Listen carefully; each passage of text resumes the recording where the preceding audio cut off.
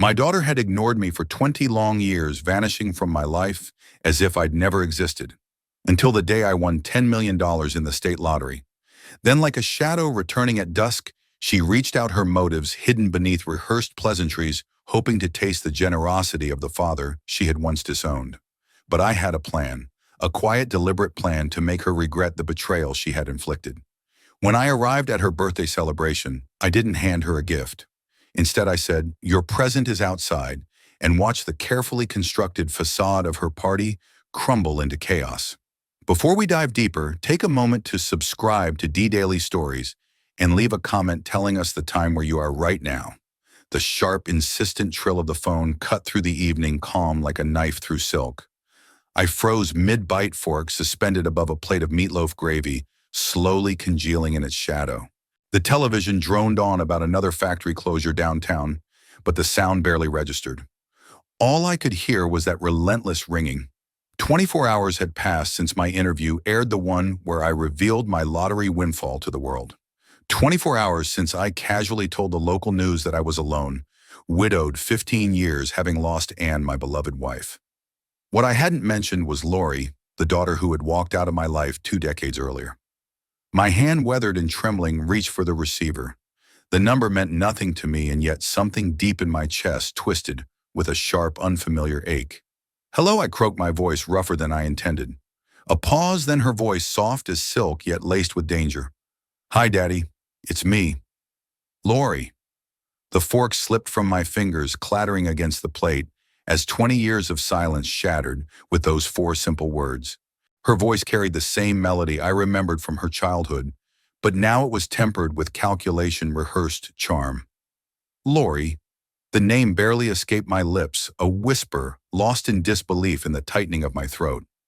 "I know it's been a long time." She continued, her pause deliberate, measured, like a dance she had perfected over years of absence. Then came the pivot, the reason she had resurfaced. "Now, I saw you on the news yesterday. Congratulations on your win." My grip on the receiver tightened until my knuckles whitened. My legs, weak from the years of estrangement and shock, nearly gave way beneath me. I sank into the kitchen chair, staring through rain-streaked windows, the cold March evening mirroring the storm swirling in my chest. 20 years, I finally muttered, my voice flat and hollow, words falling into the empty space between us. Her response was carefully orchestrated, a touch of vulnerability she wielded like a scalpel. "I've been thinking about calling for so long, but I was scared. Ashamed, I suppose. But seeing you on television, knowing you're doing well." Her voice wavered just enough to ignite the long, suppressed ache of a father's longing. My free hand clenched the edge of the kitchen table like an anchor, the mug of cold coffee beside me long forgotten. Outside, darkness deepened, the storm outside, matching the turbulence of emotions I had held at bay for decades. "I want to invite you to my 40th birthday party," she said, shattering the fragile quiet that had settled. "It's on April 7th. I'd really love to see you, Daddy, to try to make things right. 40 years. My little girl, my Lori, was 40 now. 40 years, and I had missed half of her life, every birthday, every milestone, every small memory, all because of pride, anger, and the pain of abandonment. The grandfather clock in the hallway ticked steadily each second, echoing the heavy weight of the moment. And yet, for the first time in 20 years, I felt something I hadn't dared to hope for, a chance, maybe the last, to bridge the chasm time had carved between us. "Your birthday," I managed to choke out the words, confusion mixing with a faint, trembling hope I tried desperately to suppress. "Yes," she said, her voice careful but insistent. "I live in Manhattan now. I'll text you the address after we hang up. Please, say you'll come. Please." The desperation in that last word hung in the air, raw and palpable. It was genuine, a thread of vulnerability that tugged at a part of me I thought had long since hardened. And yet 20 years of abandonment had taught me caution. Wishful thinking, I reminded myself. Hope could betray me as easily as it had betrayed her. Still, she was my daughter, my only child. The baby girl Anne and I had cradled to sleep so many nights, the toddler who had called me her hero with wide-eyed devotion, the brilliant, stubborn teenager who had marched out of this house 2 decades ago, leaving only silence behind. My throat tightened, a mix of longing and fear, making me swallow hard. I, I'll be there. The words surprised us both. My own voice sounded distant, almost foreign to my ears. Really? Her voice cracked with joy. Oh, Daddy, that's wonderful. I can't wait to see you. We have so much to catch up on. After she hung up, I remained frozen in the kitchen, gripping the receiver, as though it were the lifeline to a world I'd almost given up reaching. The notepad beside the phone bore her Manhattan address in my shaky handwriting, 47 characters that might as well have been coordinates to another planet. Beyond the window, the evening news droned on about warming temperatures and gentle spring showers, but I barely registered it. All I could hear was the thunder of my own heart and the soft whisper of old unhealed wounds beginning to ache.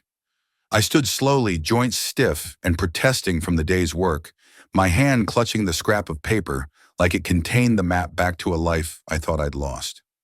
I climbed the stairs to my bedroom, each step heavy with memories I wasn't ready to confront, and tried in vain to settle my mind.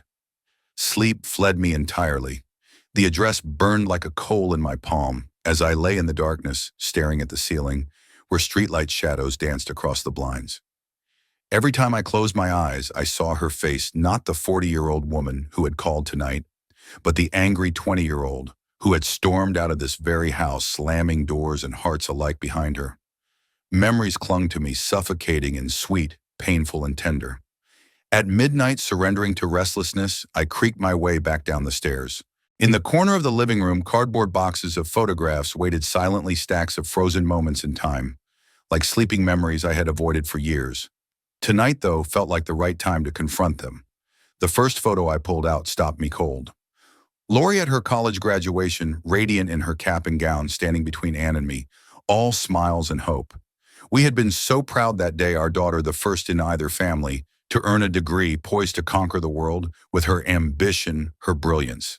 That was 3 months before Anne died, 3 months before everything fell apart. The memory hit me like a physical blow. It dragged me back to 2005, the small, painfully humble funeral, the bills piling up, the factory shifts that never ended, the constant gnawing ache of loss and exhaustion. Anne had been gone, and the world had felt suddenly hollow. I had been drowning in debt and grief, in a silence made worse by the absence of our daughter. And now, 20 years later, the phone call had reopened that void, offering both the ache of what was lost and the fragile hope that maybe, just maybe, some of it could be healed. I traced the edge of her graduation photo with a trembling finger, letting the weight of decades press against me, knowing tomorrow I would have to face my daughter again, not as the father she had disowned, but as the man who had survived, who had won, and who would finally meet her on his own terms. Lori had returned from New York for the service, dressed in an expensive black suit that probably cost more than I made in an entire month. The sharp lines of the fabric and the gleam of her shoes seemed designed to remind me subtly, but deliberately, of everything I wasn't. I remember that morning like it had been carved into my memory, the sun streaming weakly through the blinds, the smell of old coffee lingering in the kitchen, and her standing there with her designer suitcase already packed, demanding with icy precision, "Where's the money Mom left me?" My hands had trembled as I touched the photograph on the coffee table, the edges worn from years of handling the image of her at graduation, staring back at me with hopeful eyes that seemed a lifetime away. Every word of that conversation played over in my mind with the clarity of crystal, each cruel syllable etched deep into my soul. "Honey, there is no money," I had said, my voice tight with fear and shame. The medical bills took everything we had, more than we had. Her face had twisted in disgust, disappointment, curdling swiftly into anger. "You're pathetic. A factory worker who couldn't even save his wife." I had pleaded, desperation spilling from me in waves I could not contain. "Your mother loved you. This isn't what she would have wanted." But Lori had moved past hearing me long before my words finished. Her eyes swept across our modest home, lingering on the worn furniture, the faded patches in the wallpaper, the evidence of a life measured in pennies and paychecks rather than prestige. She found it all wanting. "I don't need a poor father like you," she had said, her tone calm, detached, casual in its cruelty, the kind that only youth ambition and disappointment can produce. "I'll make my own fortune. I'll have the life you could never give me." Lori, please." The words had tumbled out broken, desperate small against her confident dismissal. She paused at the door, hand on the knob, and delivered the final blow without even turning her head. "Don't call me. Don't write. I'm done with this life." The slam of the door echoed through the house, and I hadn't heard her voice again until tonight, 2 a.m.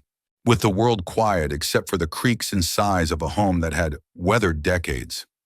I was surrounded by photographs scattered across the coffee table, snapshots of happier times when we had been a family. Images of Lori as a baby, taking her first tentative steps across that same living room of birthday parties with lopsided homemade cakes, Christmas mornings with little money but overflowing love. The house settled around me, familiar creaks marking its age. Through the thin walls, I could hear Mrs. Patterson's television next door. Some late-night movie keeping her company against the same loneliness that clung to me like a shadow. The radiator clanked to life, groaning as it fought off the March chill seeping through the old windows. I picked up another photograph. Lori at 16, rolling her eyes at some teasing remark I had made, yet smiling despite herself. When had we lost that easy, effortless affection? When had my bright, ambitious daughter decided that love was not worth having if it came from hands she deemed poor? Outside, a car's headlights swept across the room, illuminating the past in harsh, shifting shadows. I gathered the photos into a neat stack, but left the graduation picture on top. That day we had been so happy, so full of hope for her future. I had imagined holding her hand at her wedding, watching her raise her own children, celebrating the success she had always dreamed of. Instead, I had received 20 years of silence, punctuated only by a single phone call that came precisely one day after the lottery numbers hit the evening news, her reappearance motivated by my sudden fortune, rather than love, a reminder of everything she had chosen to abandon. And yet, even as I sat there in the quiet darkness, clutching that graduation photo, a flicker of something I hadn't felt in years stirred inside me, the faint, stubborn hope that maybe this time things could be different. Dawn was creeping through the kitchen window when I finally left the living room, abandoning the photographs that lay scattered across the floor like fragments of a life once whole. Each image a frozen smile, a birthday cake smeared with frosting, a tiny hand clutched in mine seemed to accuse me of the years I had let slip away. The morning light painted everything in a sharp clarity, highlighting the exhaustion etched deeply into my reflection. In the window glass, an old man hunched and weary, haunted by ghosts that refused to rest. I moved slowly toward the kitchen, every joint stiff from hours of sitting on the floor in the dark, surrounded by memories. The air was cold, March cold that seeped into bones and reminded you of every lost opportunity. The coffee maker gurgled as I filled my mug, steam curling upward in delicate spirals like ephemeral ghosts of better times I'd once held in my hands. The routine of morning grind beans, pour water weight should have been comforting, but my mind spun in circles, circling questions I wasn't sure I wanted answered. April 1st had arrived with clear skies and the promise of spring, yet I felt winter deep inside me, heavy and unyielding. My reflection in the glass told the truth. I tried to ignore a man aged overnight, stubble on his chin, clothes, wrinkled eyes bloodshot from sleeplessness, a life's sorrow pressing into every line of his face. The steam rising from my mug reminded me of another more powerful shock, the one that had struck exactly a month ago, March 1st. I had sat at the same table, shaking, checking my lottery numbers with trembling hands. Each digit I read aloud, careful, reverent, as if speaking too fast might undo it. 7, 14, 23, 31, 42, and the Powerball 18. I stared at the numbers again twice, then 3 times, convinced my eyes were betraying me. At 65, hope becomes a dangerous luxury, and I was not used to it. My heart pounded in disbelief, each thump echoing in my chest as if the room itself were holding its breath. When I finally dared to breathe, I realized the numbers hadn't moved. They stayed stubbornly the same, confirming a truth I was unprepared to accept. The drive to Chicago that Saturday felt endless. 3 hours stretched into eternity, each red light a test of my resolve, my hands shaking so violently that I had to pull over twice just to stop the trembling. I gripped the winning ticket like it was both a talisman and a threat tucked into my wallet, burning a hole in my conscience. The lottery office in downtown Chicago was cold gray, unremarkable, but inside my life had shifted on its axis. The official clipped and professional said, "Sir, congratulations. You've won $10 million." The words reverberated in the sterile office, bouncing off the walls and into my chest. I gripped the arms of the chair as the enormity sank in. After taxes, $6.2 million. More money than I could have imagined seeing in 10 lifetimes of factory labor, more than I could have reasonably spent if I tried. Life-changing, yes, but life for what? What was this fortune supposed to mean for a man who had spent decades scraping by, whose love and sacrifice had already been spent on a family that had long since walked away? The officials guided me through paperwork accounts, tax forms, legal verifications that made my head spin. Each signature felt surreal, each stamp of approval a reminder that reality had shifted in an instant. And yet amidst all the excitement and disbelief, one question gnawed at me relentlessly. Who would I tell Anne was gone? My friends from the factory were scattered into retirement communities, living quiet, modest lives. And my daughter, well, my daughter had turned her back on me 20 years ago. Who would you like to notify first? The bank manager had asked, paper and pen poised. I had stared at him, feeling the weight of the world press against my chest. No one. Not yet. This needs to stay quiet. For weeks I carried the secret alone. The money rested in the bank like a dormant giant while I moved through my ordinary life as if nothing had changed. Grocery shopping, flipping through television channels, borrowing books from the library, every mundane activity a reminder that my fortune did not change who I was, not yet. I bought a new winter coat and felt a pang of guilt, as if spending money on myself were a betrayal of the years I had endured. Yet even in that guilt there was a seed of possibility. Life had given me a second chance, a door I could not yet see clearly, but one that might open to something I had long since stopped believing in: hope. Even though I could afford 1,000 coats now, even though the lottery had lifted me into a world I'd never imagined touching, the past still clung to me like a shadow. Yesterday's interview had changed everything. The local news, somehow having dug up public records, had tracked me down for a human interest story about the lucky retiree from Detroit who had struck gold. I'd agreed, naive in thinking 5 minutes of televised attention might be harmless or maybe even enjoyable at my age. "What will you do with the money, Mr. Green?" the young reporter had asked her camera crew, squeezing into my cramped living room, lights glaring, microphones hovering. I tried to answer honestly. Help some local charities, I suppose. Maybe fix up the house a bit. I hesitated. My words came slower after that. I've been alone since my wife passed 15 years ago, so I don't need much. I had spoken deliberately, carefully. That last line was meant as a signal to anyone watching, and if Lori ever saw it, she would know exactly what it meant. Her father was wealthy and lonely. A perfect combination for someone who had once cut ties over money, leaving my heart scarred with silence for 20 years. The coffee I had taken a sip of burned my tongue, but I barely noticed. The timeline felt almost too perfect to be coincidence. The interview aired Monday evening. My daughter called Tuesday night. 20 years of absence shattered by a single perfectly timed 24-hour gap after she'd learned of my fortune. I set the mug down harder than necessary, the clink against the counter loud in the quiet morning. Outside, Mr. Johnson, my neighbor, was already tending his garden, preparing for spring planting.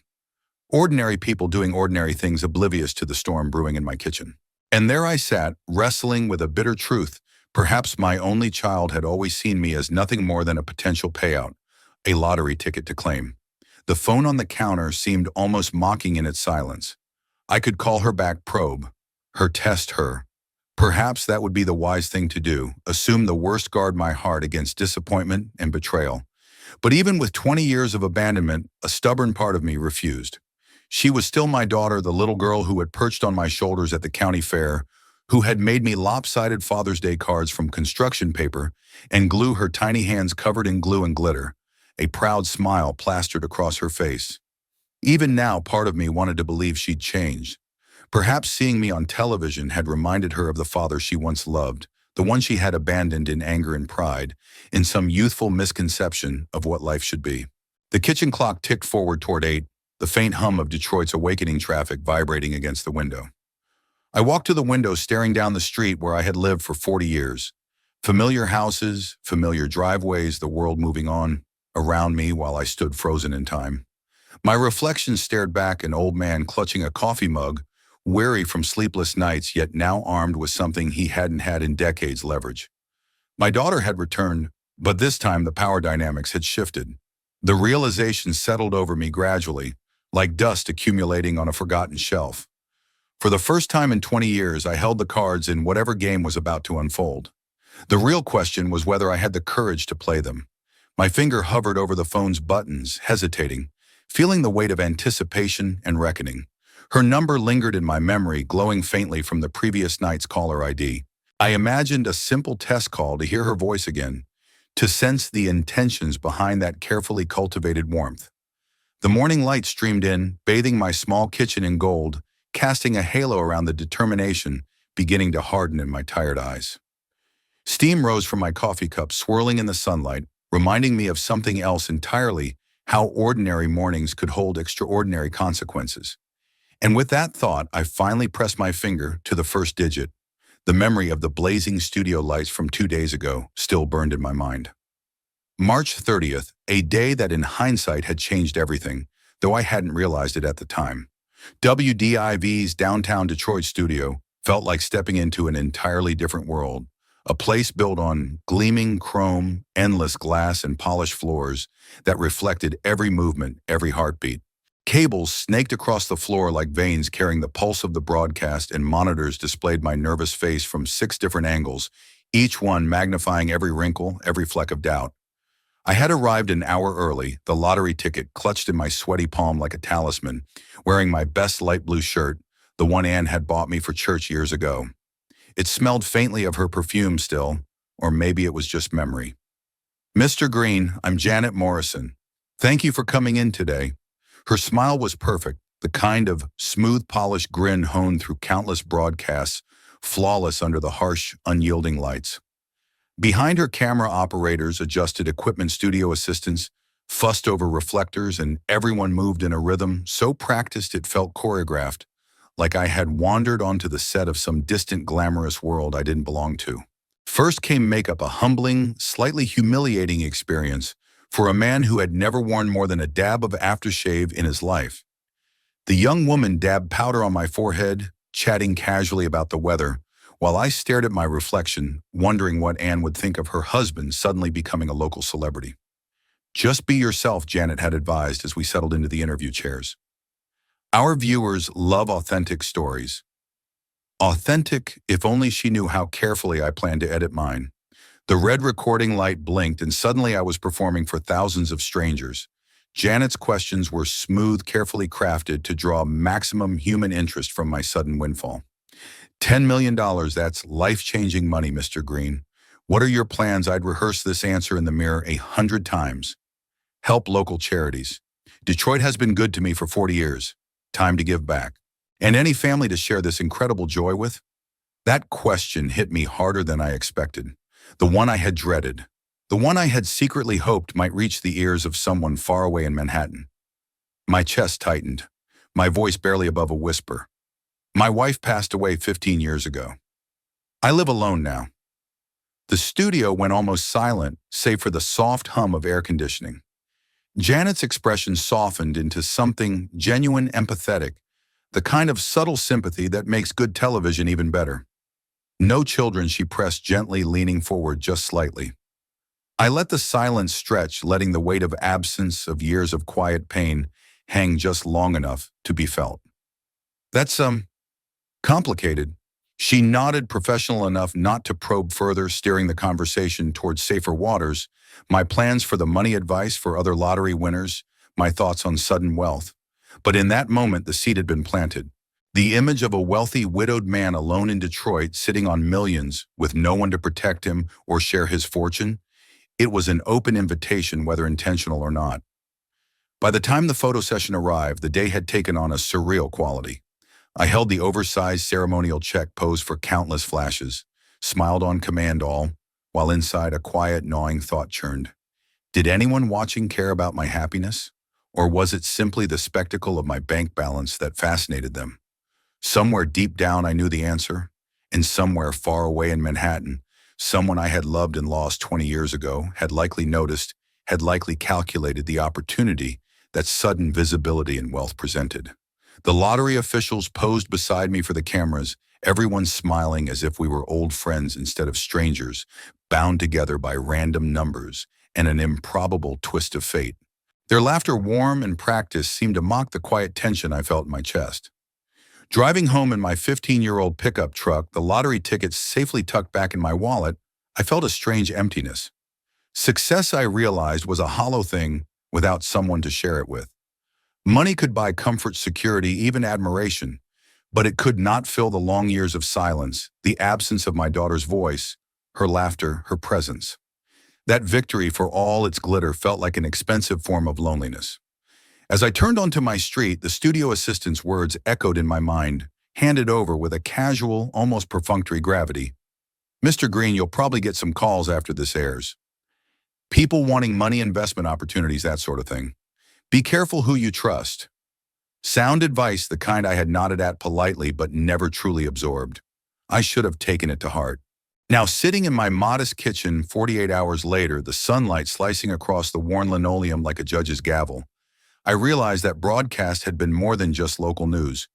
It had been a beacon, a flare of neon truth sent into the world my daughter had built for herself, a world of ambition, distance, and calculation.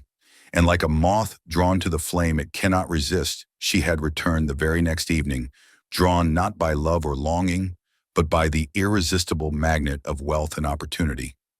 I set down my coffee cup, its contents already lukewarm, and reached for the phone. The moment carried the weight of 2 decades of every unanswered question, every cold word and slammed door. My finger hovered over the final digit of her number, the morning sun streaming through the kitchen window, turning dust motes into tiny golden witnesses to the moment of reckoning. Everything hinged on these next few minutes. 20 years of silence, of doubt, of imagined betrayal, all about to be confronted, measured and recorded. The dial tone droned endlessly, stretching time into something thick and heavy before her voice finally came honeyed and precise, threading itself into the space between us. "Hi, Daddy. I was hoping you'd call back." Already the performance had begun. I pulled out a notepad and pen, ready to document every syllable, every inflection, every tiny hesitation. "Hi, Lori. We need to talk about that television interview." There was a pause so slight it might have been invisible, but I caught it. The careful, measured pause of someone preparing her defenses, rehearsing her lines.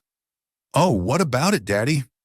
Her tone was dripping with endearment, practiced and theatrical, as though she had spent weeks rehearsing how to sound sweet and innocent. I gripped the pen tighter, my knuckles white, my heart hammering. This was a test, a probe into her true motives. "There's been a mistake," I said, keeping my voice calm but steady. "The TV station got their facts wrong." "What kind of mistake?" Her voice shifted sharper, now the sweetness thinning into something cold and precise. "I didn't really win $10 million. It was an administrative error at the lottery office. They're issuing a correction today." 4 seconds of silence followed. 4 seconds I counted in my head, watching the second-hand tick on the kitchen clock, each one stretching longer than the last. In those 4 seconds, the real Lori Steele revealed herself. No concern, no hesitation, no shred of empathy. Only a flash of impatience, of irritation, that her time had been wasted. "Then why am I wasting my time with this conversation?" she demanded. The mask of sweetness dropped entirely. There it was, the cold, calculating daughter I had feared, her voice stripped of pretense, honed into pure efficiency and self-interest. No care for my disappointment, no sympathy for the embarrassment of being publicly corrected, only fury that her time had been squandered on a poor man, her father. I steadied myself, keeping my voice measured, despite the fury rising in my chest. "Excuse me." Instantly, the mask slid back into place, her practiced veneer of concern snapping over the jagged truth. "I mean, oh, Daddy, that's so disappointing. You must be devastated. I'm so sorry this happened to you." But it was too late. The recovery, the sudden effort to paint herself as caring and sympathetic, arrived far too late to hide the truth I had just seen. I had glimpsed the daughter she had become, and I understood everything. I'd heard it, the voice I hadn't truly known for 20 years. The voice that had walked out of this house 2 decades ago and never once glanced back. Sharp practiced, rehearsed, layered with the casual cruelty of a woman who had perfected self-interest. I leaned back in the kitchen chair, letting the silence stretch, and then finally let the words fall like stones into still water. Actually, Lori, I was testing you. The sound of my own voice felt heavy in the room, deliberate, almost ceremonial. My hands rested on the edge of the table, and I let her wait just long enough for anticipation to gnaw at her. Then I added with quiet certainty, the money is real. All of it. Another pause, long, deliberate, filled with calculation. I imagined her on the other end, caught mid-thought, trying to cover her intentions with polite tones. And then her voice returned, the artificial warmth cranked up to maximum, as though overcompensating for the slip of raw honesty she'd shown just moments before. Oh, Daddy, you scared me. I'm just so happy for you. $10 million. Can you imagine? Her voice bubbled with forced excitement, exaggerated as if she were auditioning for a role. We'll have so much fun at my birthday party. I can't wait to celebrate your good fortune. As she spoke, she pretended, imagined even that she had been part of my life when the ticket was purchased, when the numbers were drawn, when I'd sat alone in this kitchen, my hands trembling, my heart pounding. No one around to share that moment that had changed everything. I scribbled notes furiously, capturing every syllable, every inflection committing to memory, the performance she had so carefully rehearsed for my ears. First came the casual dismissal, wasting my time, immediately followed by, so happy for you. The transformation was chilling, complete, impressive if it weren't so heartbreaking. The party's still on April 7th, I asked quietly, already knowing the answer. Absolutely. Her voice perked, rehearsed, perfectly timed for effect. I've been planning something special, just thinking about introducing you to my friends, showing off my successful father. The words hung in the air, sweet with forced enthusiasm, but every syllable screamed calculation. When we finally hung up, I stared at the notepad, eyes tracing every line, evidence in black and white, proof of the immediate coldness when the money had disappeared, the sudden warmth when it returned. 20 years of wondering about her true feelings crystallized into a precise equation, revealing exactly where I stood in her priorities. The coffee in my mug had gone cold, forgotten bitter. I barely noticed. Something had shifted inside me, fundamental, irreversible. The father who had spent 2 decades quietly hoping for reconciliation was gone, replaced by a version of himself, sharper, harder, more strategic. I stood carrying the notepad like a dossier of betrayal and revelation, and moved toward the living room, each step deliberate, weighted with the gravity of the knowledge I now possessed. Evening settled over Detroit like a heavy quilt, golden hour light, slipping through the living room windows, illuminating the dust motes that floated lazily in the air. I sank into Anne's favorite chair, the photograph of my late wife resting on the side table, her eyes smiling from decades past. The hours since the morning phone call had passed in a blur, mundane tasks performed almost mechanically. Washing dishes, folding laundry, tending the small garden Anne had planted behind the house, each action meaningless compared to the reckoning spinning in my mind. And yet all my thoughts returned to her voice, shifting like a radio dial, between warmth and coldness, rehearsed and raw. I reached out, fingertips brushing the glass of Anne's photograph. Anne, what would you say about this? I whispered, my voice trembling, soft with both exhaustion and newfound resolve. She had always believed in consequences, my Anne. Not cruel punishment, but lessons carved into reality, undeniable and inescapable. And now I realized it was time for consequences of my own. When Lori was 12, sneaking candy from the corner store, Anne had marched her back to the counter herself, insisting she apologize and work off the debt with her own hands. No lectures, no idle scolding, just responsibility and consequence. When Lori lied about her grades in high school, Anne had taken away her driving privileges until honesty returned. Actions have consequences, she had said, her voice calm but unwavering. Love sometimes requires difficult lessons. And for 20 years, I'd carried those words in my heart.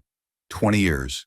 2 decades spent making excuses for my daughter's silence, convincing myself she'd call when she was ready, that the invisible threads of family would eventually pull her back, that love, even strained and fractured, would prevail. But today, after the phone call, after watching the performance she had put on for me, I knew the truth. There was no bond of blood or shared history left, no warmth beyond the phone line. There was only the bank account, only the lure of what I now had, what she suddenly wanted. My eyes fell on the notebook lying open in my lap. Every cruelly rehearsed word, every synthetic syllable she had spoken, stared back at me indelible. Why am I wasting my time with this? The thought echoed like a challenge. 5 minutes into discovering her father might not be wealthy, and she had already dismissed him, written him off as if he were a failed project, a temporary inconvenience. 5 minutes to reveal what 20 years of silence had really meant. I could no longer hear Anne's voice in the house. 15 years had dulled even the sharpest memories of her guidance and warmth. But I could imagine what she would tell me now. That love without boundaries wasn't love at all. It was weakness enabling. That a grown woman who had chosen greed over family needed to understand the real cost of that choice. Outside the window, the neighborhood hummed with life. Mr. Johnson trimmed his hedge crouched low as the grandchildren darted around him, their laughter rising in the crisp evening air. Mrs. Patterson walked her elderly cocker spaniel past my fence, pausing to wave when she saw me, her eyes full of neighborly curiosity. Normal families living normal lives, taking their connections for granted in the careless way I had once dreamed of doing. But my path had been different. My only child had chosen to see me not as a father, but as a piggy bank or an embarrassment, nothing in between.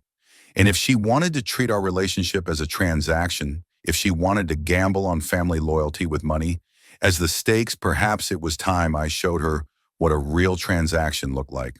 I opened my notebook to a fresh page. This was not a space for poetry or for sentimental reflection. No, this page would hold strategy, precision, and the calm execution of consequence. Lori had mentioned business ventures in her rare communications over the years, startups, investors, deals that required capital, ingenuity, and timing. If she was calling me now desperate enough to resurrect a dead relationship, then something had gone wrong with her carefully curated golden plans. The pen felt weighty in my hand as I began writing the words, deliberate, methodical research, Lori's current business situation. Find leverage. Design appropriate consequences. Not destruction. Anne would never approve of that, but justice. A lesson in the true cost of treating family like expendable assets. 20 years of silence had taught me patience. Now it was time to teach her a lesson in return. The streetlights outside flickered on as Detroit settled into another evening-long shadows stretching across the asphalt. I stood slowly from Anne's chair, every joint protesting after the long hours of reflection, and walked toward the spare bedroom where my old computer waited quiet and patient in hibernation. Lori wanted to play games with family loyalty, with love, with money. Fine. I had 40 years of marriage to a wise, discerning woman and 20 years of lonely reflection behind me. I had learned a thing or two about people, about justice, and about the value of patience. The computer hummed as it awoke, the fan whining softly like an old engine, struggling to start the monitor flickering into life. My plan, careful and deliberate, was about to begin. And this time, the board was mine. April 3rd arrived gray and cold, a reflection of the storm churning in my chest as I sank into the creaky office chair with my first cup of coffee. Sleep had once again eluded me, slipping away like sand through fingers, leaving my mind restless and overactive. Questions gnawed at me relentlessly. What exactly had my daughter been doing in New York? What businesses had she truly built? And at whose expense? Yesterday, I had spent hours organizing the sparse information I could gather, scribbling every detail from our brief phone call into a notebook, attempting to map out the threads of a life I had only glimpsed from afar. Investors, startups, ambitious projects promising impressive returns. The kind of ventures requiring both skill and significant capital. And now, after 20 years of silence, she was reaching out. Desperate enough to call me to resurrect a relationship that had long been buried. If she was desperate, then something had gone catastrophically wrong with those golden plans she had carefully curated. The internet crawled like a tired tortoise on a foggy morning, but I had patience. 65 years of life had taught me that the most important discoveries could never be rushed. My fingers hovered over the keyboard for a moment before I typed Lori Steele Business. The search felt almost archaeological, as if I were dusting off the buried remnants of a life I thought I knew. The first results painted the carefully polished portrait she wanted the world to see. A professional headshot on LinkedIn, glowing mentions and entrepreneurship articles, quotes about innovation, sustainability, leadership. My daughter had clearly mastered the art of presentation, of constructing a narrative of success. But something felt too rehearsed, too calculated, like a resume meticulously polished to hide the cracks beneath. I dug deeper, adding search terms like startup funding and investor complaints. The polished exterior began to crack. On page 3 of Google results, a red flag appeared: Green Tech Solutions under investigation for misuse of investor funds. My coffee had gone cold as I read the details. Green Tech Solutions founded 2018, a solar panel startup, $500,000 raised from private investors. The company dissolved in 2019, funds vanished, promised installations never delivered. CEO Lori Steele. My hands tightened around the notebook as the old printer wheezed and spat out the article, its ink sputtering already. I would need more cartridges if this investigation continued. I moved on each keystroke, revealing a deeper web. Urban Fresh Markets, Lori Steele. Another startup, another trail of investors. $300,000 disappeared in 2021, money raised for an organic food delivery service that never launched. Same pattern: grand promises, enthusiastic fundraising, mysterious vanishing of capital. By noon, I stumbled upon her most recent venture, Tech Bridge Consulting 2022, business advisory services for small companies. $400,000 missing. Complaints filed, lawsuits underway. 3 investors named explicitly: Alex Rivers, Sarah King, and Mike Thorne. I wrote their names carefully in my notebook, my handwriting steadier than it had been in days, the pen gliding across the page with deliberate purpose. This was no longer just a story of a daughter abandoning her family. This was systematic deception, a carefully orchestrated pattern of betrayal and exploitation. Lori hadn't merely walked out of my life. She had built a career on taking what belonged to others while hiding behind the facade of professionalism, while pretending to be the ambitious young entrepreneur everyone wanted to celebrate. And now, 20 years later, she was calling me, trying to resurrect a dead relationship, oblivious or perhaps unconcerned with the trail she had left in her wake. I leaned back in the chair, staring at the printouts and the pages in my notebook, the magnitude of it sinking in. This wasn't just about money or business failures. This was about understanding who my daughter truly was and planning the reckoning she had unknowingly invited. She had transformed into a predator, a woman who thrived on other people's dreams, their hard-earned savings, and the trust they placed in her. The more I dug, the more I realized the scale of her ambition and her audacity. LinkedIn profiles offered faces to match the names I had collected, turning abstract numbers into real people who had been hurt by her carefully polished lies. Alex Rivers, a 50-year-old venture capitalist from San Francisco, his profile detailing the lessons he'd learned from failed investments, the kind of man who trusted others only after careful consideration. Sarah King, a corporate lawyer in Chicago, her biography a testament to her lifelong commitment to justice, particularly for victims of small business fraud. Mike Thorne, an entrepreneur from Denver, his recent posts still simmering with anger and frustration over funds that had vanished under suspicious circumstances. Hours slipped by as I gathered more information. The sun had long disappeared beyond the horizon, leaving the city bathed in the soft glow of streetlights and the occasional flash of headlights. By the time I had compiled business addresses, phone numbers, and email contacts, it was past midnight. Modern technology, for all its complications, had made the hunt surprisingly simple, even for someone like me, whose computer skills had been acquired late in life. At 2:00 a.m., I finally closed the laptop and surveyed the 3 manila folders spread across my desk. Each contained printed articles, timelines, and every scrap of evidence I had meticulously gathered over the past 2 days. The folders were heavy with damning proof my daughter's pattern of deception laid bare in stark detail. I felt a mix of pride, sorrow, and cold resolve as I picked them up, the papers rustling like whispers of past betrayals. Slowly, I carried the folders to my bedroom, each step a reminder of the long hours hunched over the screen. I perched on the edge of the bed and reopened the first folder, studying Alex Rivers' photograph in the dim hallway light. His face, poised and professional in the photo, now carried an unintended poignancy, someone who deserved to know the truth, someone whose hard-earned money had been stolen. The rain began to drum steadily against the windows, a rhythm perfectly suited for scheming and plotting. Saturday morning arrived with its gray skies and wet streets, keeping the world outdoors at bay while I worked in silence. Friday had been a flurry of organization confirming that business numbers were still active, drafting letters by hand until every word felt precise, every sentence honed to communicate truth without embellishment. Today, everything would be set into motion. The computer hummed to life and I created a new email account, concern.citizen.detroit@gmail.com. Anonymous but credible, the kind of address someone might use to share sensitive information about criminal behavior without fear of retaliation. My fingers moved carefully across the keyboard, decades of hunt and peck typing guiding me as if memory itself were a loyal assistant. The first email was addressed to Alex Rivers in San Francisco. Dear Mr. Rivers, I have information regarding Lori Steele's current whereabouts and activities. She will be hosting a birthday party at 847 East 73rd Street apartment, 12B Manhattan on April 7th at 8:00 p.m. This may be your opportunity to serve legal papers or recover what she owes you.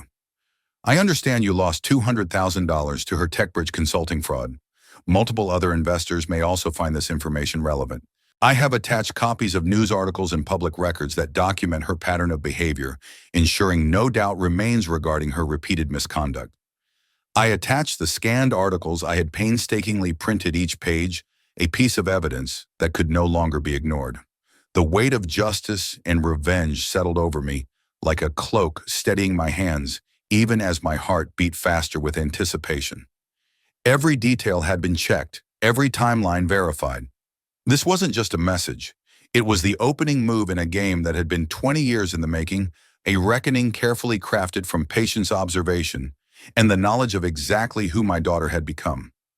My hand hovered over the mouse button for a full 3 seconds, each heartbeat stretching into eternity. Those 3 seconds were the final opportunity to turn back the last fragile instant when forgiveness could have been chosen over the cold, meticulous justice I'd been planning. My mind raced. Could I really go through with this? Could I allow my daughter, who had abandoned me for 2 decades, to face the consequences of her actions? But then I remembered the sharpness in her voice on the phone, the instant dismissal when I'd hinted the lottery might not exist the way she had written me off in 5 minutes, what 20 years of silence had obscured. Why am I wasting my time with this? I whispered to myself, a mix of sorrow and resolve hardening in my chest. And just like that, I clicked send. 30 minutes later, Sarah King's email followed, drafted with careful consideration of her legal instincts and moral code. I leaned back in my chair, reading aloud to myself the words I had chosen with surgical precision. Ms. King, as a fellow advocate for justice, I'm writing to inform you that Lori Steele will be at the following address on April 7th, 8 p.m., 847 East 73rd Street, apartment 12B, Manhattan. Given your losses in the TechBridge consulting matter, you may wish to coordinate with other affected investors. Documentation attached. From a concerned party who believes criminals should face consequences. Satisfied, I paused, letting the weight of the message settle. Every word was deliberate, calm, professional, precise, yet beneath it flowed decades of heartbreak and betrayal. The third email, destined for Mike Thorne, required a different touch. His LinkedIn posts had revealed a man who took financial betrayal personally, someone who understood that stolen money wasn't just numbers, but shattered trust and broken promises. I chose my tone accordingly. Mr. Thorne, Lori Steele destroyed your trust and stole your money. She is repeating this pattern with others, including attempting to manipulate her elderly father. She will be celebrating her 40th birthday at 847 East 73rd Street, apartment 12B, Manhattan, on April 7th at 8 p.m. Time to reclaim what she owes. From a father who has endured years of lies and betrayal. Each email carried within it 20 years of accumulated disappointment, painstakingly distilled into exact coordinates for justice. I had given them everything: her location, the precise timing, and documented proof of her repeated crimes. What they chose to do with that information was no longer my concern. I had provided all the tools necessary for them to confront the woman who had stolen their futures. The rain continued its relentless drumming against the kitchen windows as I reviewed each message one final time. I had been careful: no threats, no words that could be construed as incitement, only the delivery of truth to those wrong. Perfectly legal, Completely justified, devastatingly effective. I closed the laptop with a quiet snap and moved to the kitchen to butter my sandwich, my mind already calculating the hours ahead. 48 hours remained until Lori's party. 48 hours for my emails to reach their recipients, for three furious investors to plan their next steps. The anticipation was almost unbearable, a mixture of dread and satisfaction that twisted inside me. The phone rang sharp and sudden, cutting through the rhythmic tapping of rain on the roof. An unknown number from San Francisco. I let it go to voicemail, a small smile tugging at my lips, as I heard Alex Rivers' excited, almost trembling voice. He thanked an anonymous tipster for the information that might finally resolve a case that had haunted him for 2 years. 10 minutes later, another call came from Chicago. Sarah King's message carried the unmistakable precision of legal training, yet beneath her professional tone, a sharp satisfaction shone through, the kind that came only after waiting years for justice to arrive. By evening, my anonymous account confirmed that all three emails had been opened and read. Replies arrived carefully worded and precise, requesting additional details, which I provided methodically, each response a small step in the carefully choreographed plan I had set in motion. For the first time in 20 years, I felt the weight of control and the faint thrill of revenge simmering just beneath the surface. Phone numbers, social media profiles, background on the party attendees, every detail painstakingly gathered and cataloged. Every piece of information my three recipients could possibly need to coordinate their approach. 20 years of silence, 20 years of unanswered calls and unopened letters had come to an abrupt conclusion with three precise emails and a few attached documents. My daughter had spent 2 decades teaching me the painful truth that to her family meant little without money, and love was merely secondary to financial advantage. But now she was about to discover what happens when that philosophy collides with people who have nothing left to lose. I powered down the computer with deliberate care, each click marking the finality of my preparations. Carrying a warm cup of tea, I sank into Anne's favorite chair, letting the steam curl toward my face as I imagined the unfolding of the next 2 days. 2 days until the party. 2 days until Lori would finally learn that choices, even those made 20 years ago, inevitably come due. The thought made my pulse quicken. Manhattan glittered around me as my taxi wound its way through the Upper East Side, the city alive with lights and motion, indifferent to the private reckoning about to take place in apartment 12B. 6 long hours of highway driving from Detroit had left me sore exhausted, and yet strangely exhilarated. The modest hotel near Times Square had served its purpose, a place to shower, change, and steal a few nervous minutes away from the storm I had orchestrated. Now at 7:30 on April 7th, I carried a small wrapped box toward my daughter's apartment building, playing the proud, doting father one last time. The doorman barely registered my presence, another elderly relative delivering a gift. The elevator hummed quietly as it carried me to the 12th floor, its polished brass panels reflecting a man who appeared calm on the surface, though his stomach churned with anticipation. My watch read exactly 7:30. Perfect timing. "Daddy, you made it." Lori's voice rang out through the hallway the moment I reached the door. Her arms opened wide for a theatrical hug, warm on the surface, but rehearsed in every movement. The embrace felt like a carefully timed performance rather than the spontaneous joy of a daughter welcoming her father. I stepped inside and took in the apartment, gleaming with expensive taste and a subtle layer of tension, like a crystal vase teetering on the edge of a shelf. Crystal champagne flutes glittered in the candlelight, and a jazz quartet played softly in the corner. Around 25 guests mingled in designer clothing, their conversations drifting from stock prices to exotic vacations, oblivious to the undercurrent of unease beneath the sparkling veneer. My eyes, however, caught the details others missed: overdue bills stacked on the kitchen counter, slightly worn spots on the Persian rugs, the faint evidence of someone living beyond increasingly limited means, clinging to appearances. "Everyone meet my father, the lottery millionaire," she announced, guiding me toward a cluster of impressed faces. The guests' interest sharpened instantly, eyes glinting with curiosity and opportunism. I smiled, nodded, and delivered the practiced small talk, playing the role of the naive windfall recipient. Each word, each gesture was a careful act of observation, a way to blend in while keeping track of the ticking clock. "Tell us about your incredible win," demanded a woman whose jewelry probably cost more than my annual pension. her tone a mix of envy and expectation. I chuckled politely, allowing her to lean into my persona as the fortunate retiree. While inside, I counted the minutes until 8 hour shows, the moment when everything I had orchestrated would begin to unfold. Every smile, every sip of champagne, every idle question was now a part of the stage set for the reckoning that awaited Lori. Later, perhaps, I murmured when a guest asked me to join their conversation. Tonight belongs to Lori. I added smoothly, raising my champagne glass toward my daughter in a gesture both proud and measured. Such a devoted father, the woman gushed to Lori, her eyes wide with admiration. You're so lucky to have family support. Yes, Lori replied, her tone casual yet sharp. He's recently become very supportive and shot me a look that spoke volumes. In that single glance, I read every expectation she had for the evening, every assumption that my fortune existed solely to serve her ambitions.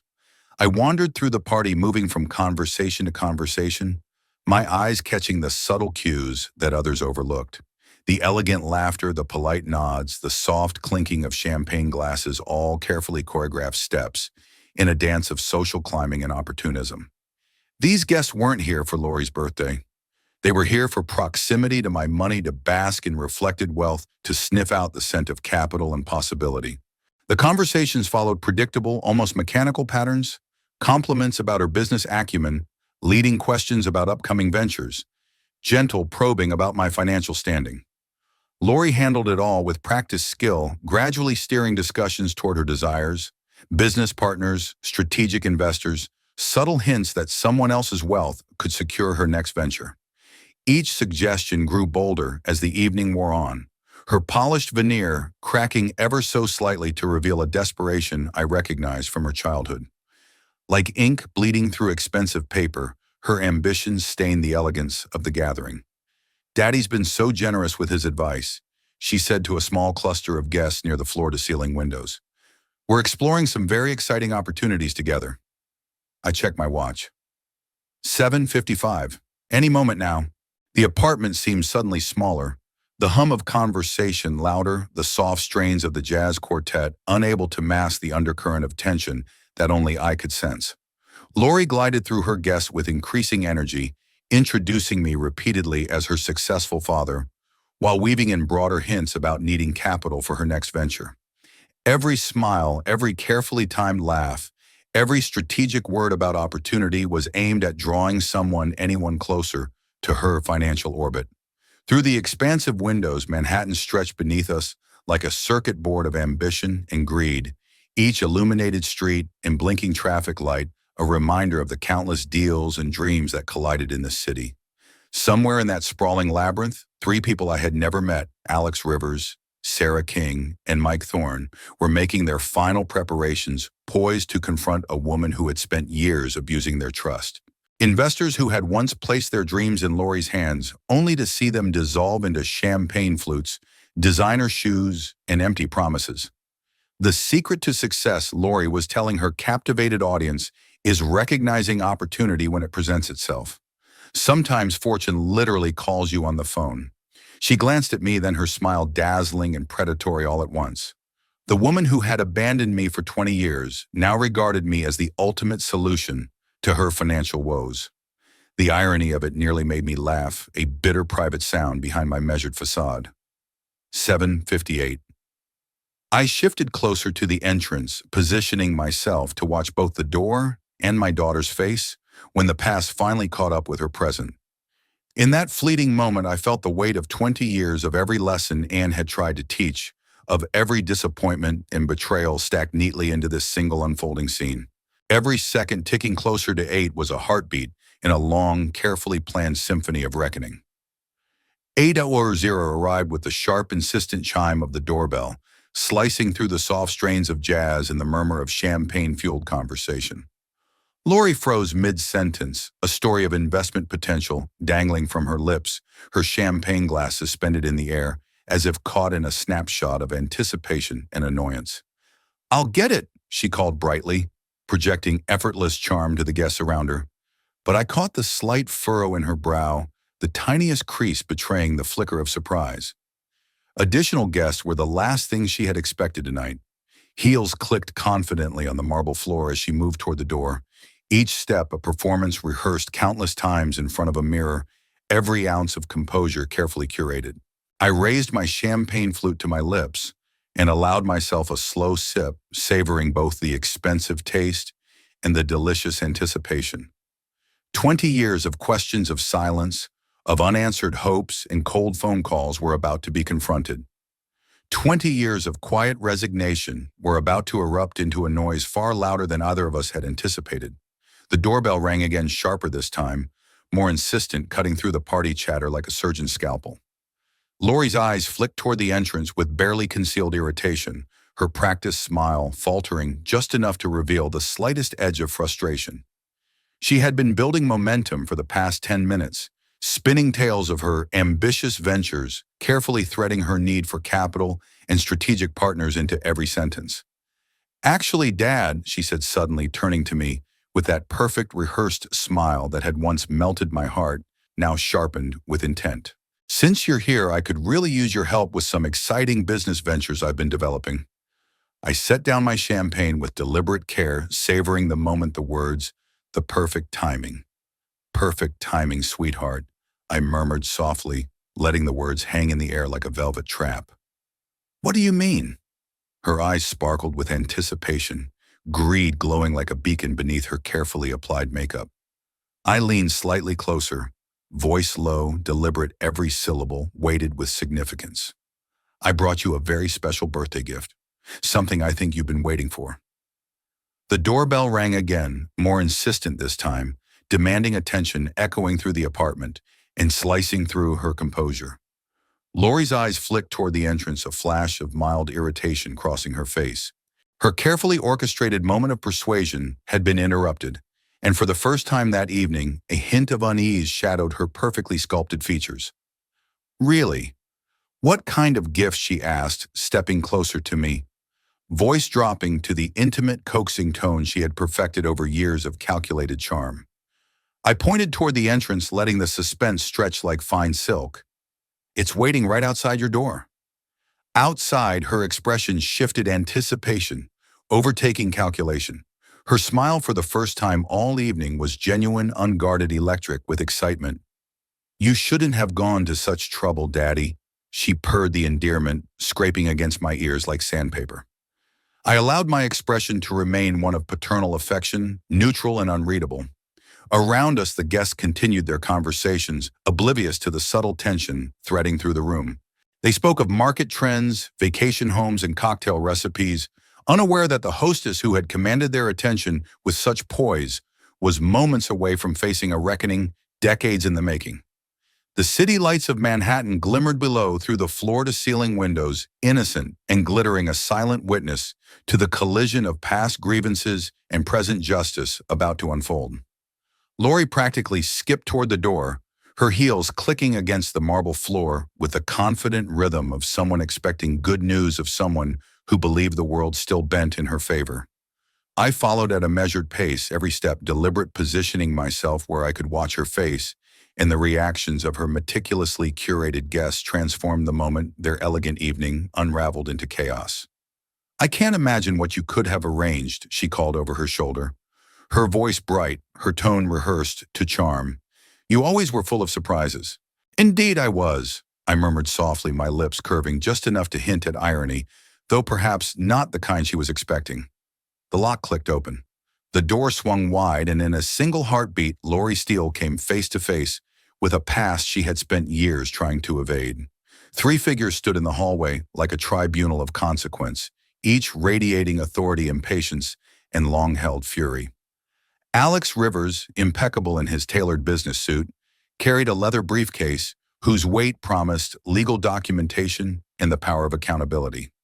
Sarah King, expression, measured arms wrapped around a thick manila folder, bulging with evidence, radiated professional composure that hid years of righteous indignation. Mike Thorne's face was a map of controlled anger, the barely suppressed fury of someone who had waited patiently, painfully for justice to arrive. Lori Steele, Alex Rivers, began, his voice steady and commanding, carrying the authority of someone used to life-changing meetings and decisive actions. Her confident smile wavered, Recognition flickered across her features like a candle struggling against the wind, revealing fear and disbelief she could no longer mask. The champagne glass she held trembled almost imperceptibly in her manicured hand. "We need to talk," Sarah King added, her tone, clipped precise, every word sharpened by years of legal training. This was no request. This was an announcement of reckoning. Behind me, the party atmosphere began to dissolve. Guests paused mid-conversation, their champagne glasses hovering in the air. Laughter caught in throats and murmurs of confusion spread like wildfire. Even the jazz quartet seemed obliviously cheerful, their music now discordant against the tension that pulsed like an electric current through the doorway.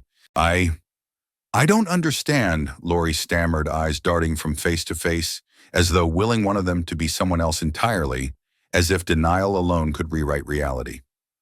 "Oh, but you do," Mike Thorne said, voice low-controlled, carrying 2 years of smoldering anger and relentless anticipation. "You understand perfectly." I watched from across the room as my daughter's carefully constructed world began to crumble. The effect was immediate and devastating. The poised hostess, the confident social climber, the woman who had abandoned her father for 20 years, all stripped bare by the inevitability of consequence. A swirl of satisfaction mixed with an unexpected ache of sadness settled in my chest. This was justice, yes, but justice tinged with the bittersweet grief of a father watching his child face repercussions he had helped orchestrate. The gift had been delivered precisely as promised. "These are legal documents regarding your fraudulent business practices," Sarah King announced, stepping forward with professional precision, each movement deliberate, every word punctuated by the authority of the law. Lori's eyes widened, the first trace of genuine panic flashing across her face. Time seemed to slow. The room held its collective breath. The champagne, the laughter, the carefully curated facade of wealth and influence, all evaporated in that moment, replaced by the stark, inescapable presence of reality. The predators Lori had once thought she controlled, the investors whose dreams she had devoured, had come home to collect. And she, for the first time in years, was powerless. Her voice carried the kind of unflinching authority that could turn even the most elegant apartment into a makeshift courtroom. Lori stumbled backward, her carefully rehearsed composure finally cracking. Her champagne glass slipped from her nerveless fingers and shattered against the polished marble floor, the crystal shards scattering like the fragments of her carefully constructed facade, glittering under the soft glow of the party lights. I don't know what you're talking about," she stammered, her voice wavering, betraying the panic she tried desperately to suppress. Conviction had fled. Recognition had already dawned in her eyes, the terrifying moment when long-buried nightmares materialized in the flesh. Alex Rivers moved with the precise measured motions of a man used to authority. He opened his leather briefcase, extracting a thick folder stamped with official seals and marked with legal tabs. Green Tech Solutions, Urban Fresh Markets, Tech Bridge Consulting. Each name landed like a hammer blow, exposing years of lies in 3 crisp phrases. "You stole over $1 million from innocent investors." Mike Thorne finally erupted, his calm veneer giving way to raw, controlled fury. "People who trusted you with their life savings. Retirees who believed your promises about sustainable business and reliable returns." The atmosphere of the party dissolved instantly. The champagne-fueled chatter died in throats. Guests pressed closer, some instinctively pulling out their phones to capture the unfolding scandal, their murmured exclamations weaving a web of gossip that would travel faster than any news broadcast. Others edged toward the exits, unwilling to be tethered to the collapse of Lori's meticulously curated world. "Dad, who are these people?" Lori's voice quivered as she turned to me, eyes wide with desperation, seeking the protection of the paternal bond she had abandoned decades ago. I set down my champagne glass with deliberate calm, letting the soft clink of crystal against marble punctuate my words. I met her gaze steadily, the expression of a man who had finally chosen truth over fragile hope. "They're your past, sweetheart, finally catching up with you." Understanding washed over her features like an icy wave. The carefully applied makeup could not mask the fear, the shock, the dawning realization of the scale of her reckoning. You brought them here." "Happy birthday, Lori," I said quietly. The words held no malice, No cheer, only the serene satisfaction of seeing justice restored in a world she had tilted through greed and deceit. For 20 long years, I had wondered if my daughter possessed even the smallest thread of conscience. Tonight I had my answer. "You vindictive old man," she hissed, her voice raw and jagged, her mask finally shattering completely. "This isn't over. I'll sue you for harassment, for stalking, for—" Sarah King stepped forward with unwavering authority, interrupting her outburst. She produced another document from her folder, sliding it toward Lori.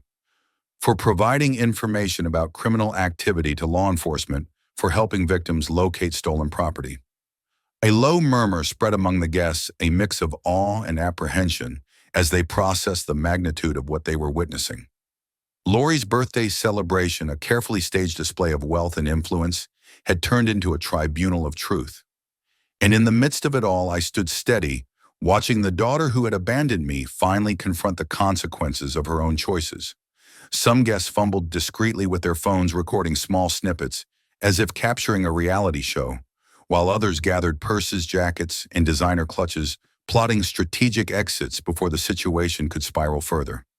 The elegant atmosphere Lori had so carefully curated, soft jazz flickering candlelight, crystal glasses sparkling, crumbled under the weight of impending justice. Alex Rivers moved with calm precision, spreading stacks of financial documents across the coffee table, transforming Laura's chic living room into a makeshift courtroom. Bank statements, fraudulent contracts, meticulous email trails, evidence of a systematic pattern of theft, all laid bare amidst the discarded party favors and half-empty champagne flutes. Each piece of paper seemed to hum with accountability. $1.2 million. Alex announced, his voice cutting through the stunned murmurs of the remaining guests. "That's the verified total of losses from your business ventures. And that's before we factor in interest damages or the emotional distress inflicted on dozens of families who trusted you." Sarah King stepped forward, next producing official letterhead documents, her tone as sharp as the creases in her tailored suit. "Criminal complaints have been filed with the FBI," she said steadily. "Federal wire fraud securities violations, interstate transportation of stolen property. The charges are already in process." Mike Thorne leaned forward, his hands resting on the edge of the table, his voice dropping to a whisper that somehow carried more menace than shouting ever could. "You took my daughter's college fund," he said, each word heavy with decades of sacrifice. "Money I saved for 15 years, working double shifts, depriving myself so she could have the opportunities I never had." Lori's eyes darted across the room, desperate to find allies among the guests, to find anyone impressed by the lottery win she had so recently paraded as proof of her influence.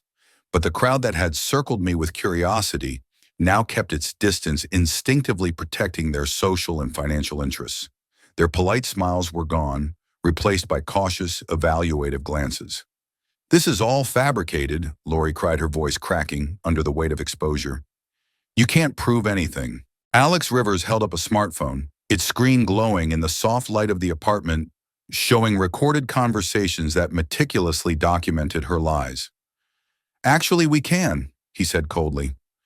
"You kept detailed records of your fraudulent activities. Very thorough businesswoman, just unfortunately criminal. I watched my daughter's carefully constructed empire of deceit crumble in real time. And in that moment, I felt neither joy nor vengeance, only the quiet, undeniable inevitability of truth asserting itself. Anne had always told me long ago that truth was like water. It finds the cracks, flows through the barriers, and eventually it reaches every corner, no matter how carefully those corners are guarded." The jazz quartet had gone silent, their instruments abandoned in the sudden gravity of the scene. Guests whispered quietly, shaking their heads as they retreated, leaving half-empty glasses, discarded napkins, and a sense of stunned disbelief behind. The opulent apartment, once alive with celebration and pretension, now bore the quiet, sharp tension of reckoning. Lori Steele, the woman who had spent years cloaked in charm and ambition, stood exposed, her past finally catching up to her in the harshest, most public way imaginable. 20 years, I said quietly, my voice low enough that it seemed to hang between the walls of the apartment, more than reach anyone's ears. As much to myself as to the room, the words carried the weight of decades spent wondering if she'd ever learned anything about accountability, about consequences, about the cost of choices made without thought for others. Lori's response was a storm of threats of accusations, laced with anger and entitlement, each syllable revealing more about the woman she had become than any neatly organized folder of evidence could convey. But I didn't stay to witness her performance. I was already walking toward the door, the role I had played in this drama strategist father, witness to justice finally complete. Behind me, the rustle of legal documents and the soft murmur of the investors' voices filled the apartment as Alex, Sarah, and Mike began the painstaking process of recovering the dream she had stolen. My part had been the spark that ignited the confrontation.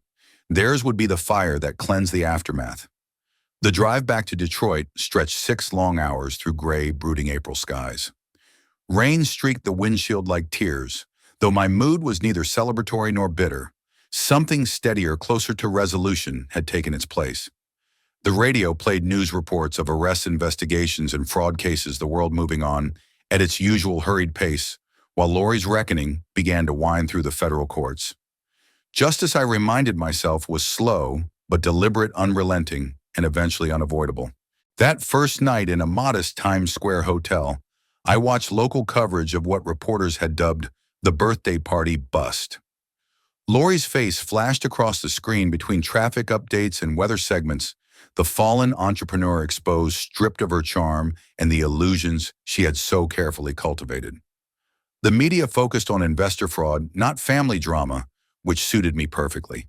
This was about consequences, not revenge. By the time I crossed back into Detroit's city limits, my path forward had crystallized. Anne's grave waited at Woodland Cemetery beneath the old oak tree we had chosen together 40 years ago, when death had seemed abstract, something that happened to other people, not us. The headstone bore her name, dates, and the words beloved wife and mother. Those last words carried a bitter irony, now a reminder of the family we had been and the daughter who had forsaken us both.